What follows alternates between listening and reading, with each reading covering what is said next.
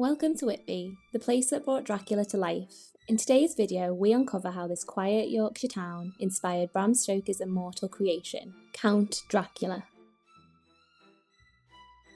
In the summer of 1890, Bram Stoker was burned out. Exhausted from his work, he needed a break.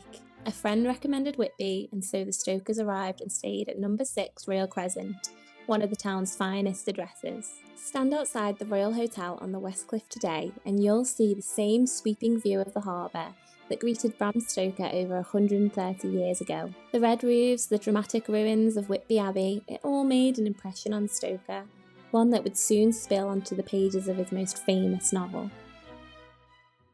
Whilst in Whitby, Stoker visited the Public Lending Library. He discovered a book that would change literary history.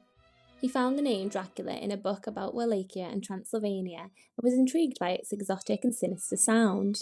He read about Vlad the Impaler, or Vlad III as he was officially known, who ruled over the region of Wallachia in what is now Romania.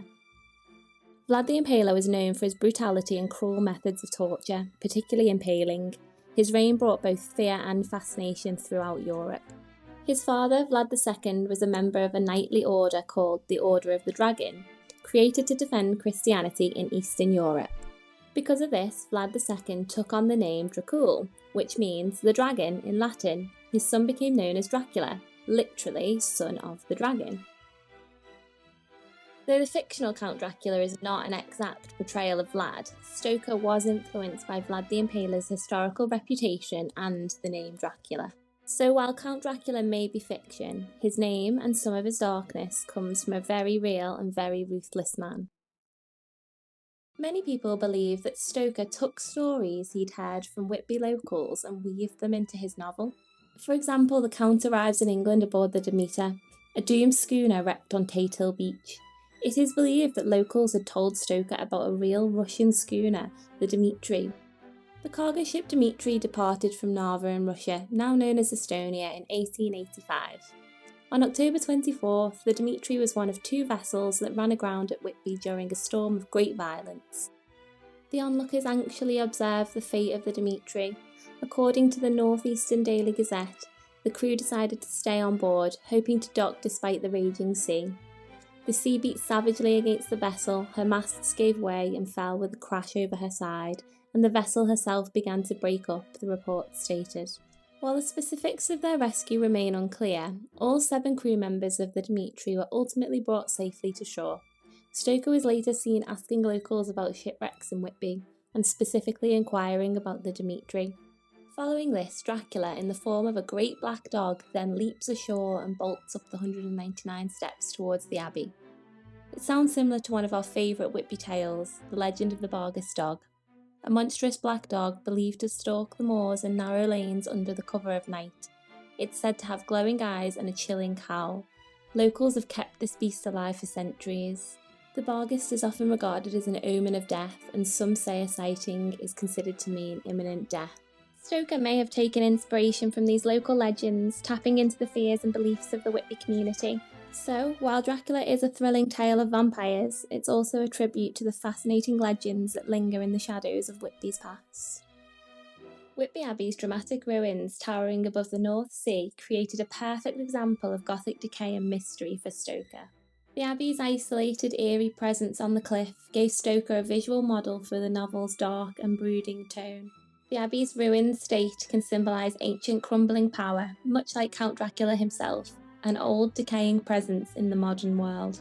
Its religious history also contrasts with Dracula's unholy nature and the undead, deepening the novel's spiritual themes.